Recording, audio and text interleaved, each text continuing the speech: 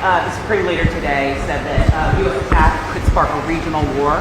Do you have any response to that? Why wouldn't he say that? Of course he can say that, but we have the biggest, most powerful ships in the world over there, very close, a couple of days, and hopefully we'll make a deal. If we don't make a deal, then we'll find out whether or not he was right. The US does look poised to attack Iran, possibly within days. So while we can probably predict what the targets are going to be, Revolutionary Guards bases, missile storage depots, maybe nuclear sites, we don't know what the outcome is going to be.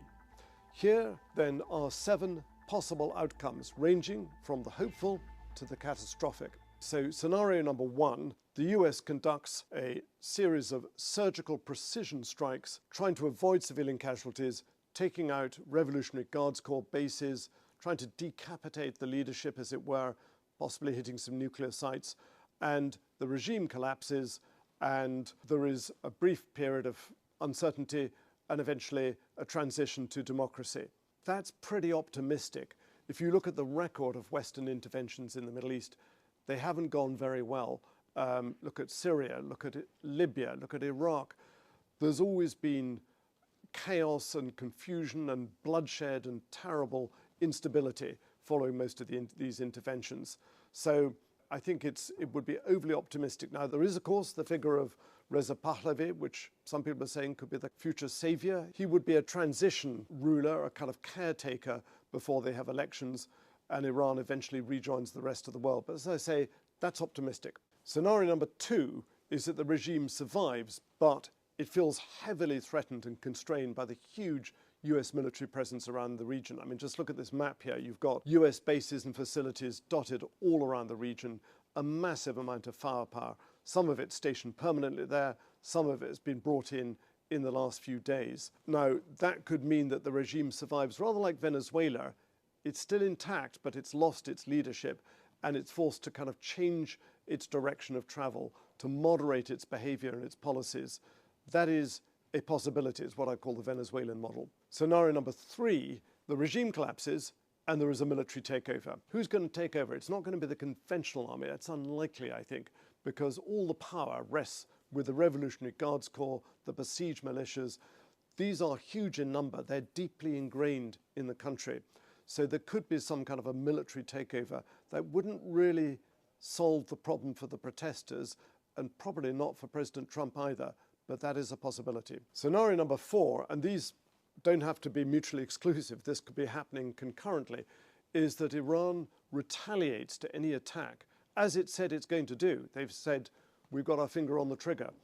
And they've got enough missiles left that they could lash out at US bases around the region. They could hit Israel, Jordan, Saudi Arabia, Qatar, UAE. So, for example, in Qatar, you've got Al Udeid Air Base, the coalition air ops center from which the US runs all its air operations all over the Middle East. They've got the naval base in Bahrain.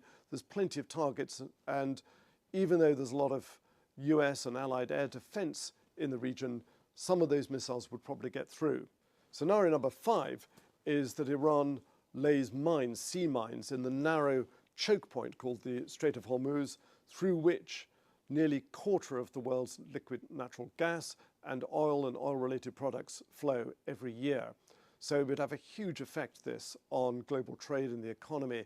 They do practice this. The Iranian Revolutionary Guards Corps Navy have got not just speedboats, patrol boats that can lay mines, but also fishing boats where they've got some of these things stored, so they don't look like military targets, but actually they are covertly.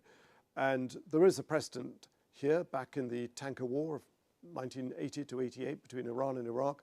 I'm old enough to remember it, where Iran sowed mines and the Royal Navy mine hunters had to help remove them.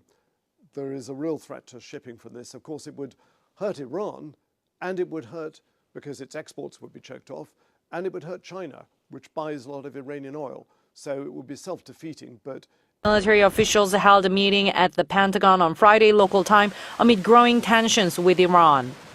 Iran's Foreign Minister Abbas Araghchi told CNN on Sunday local time that he was confident of a deal with the U.S. on Tehran's nuclear program.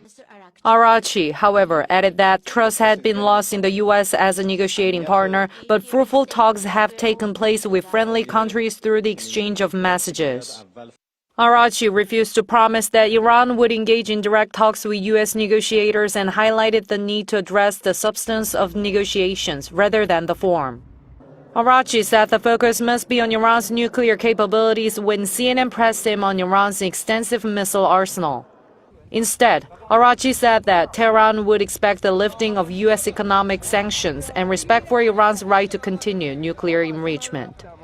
If talks fail, Araghchi promised that Iran was ready for war, although a war, he says, would be a disaster for everybody.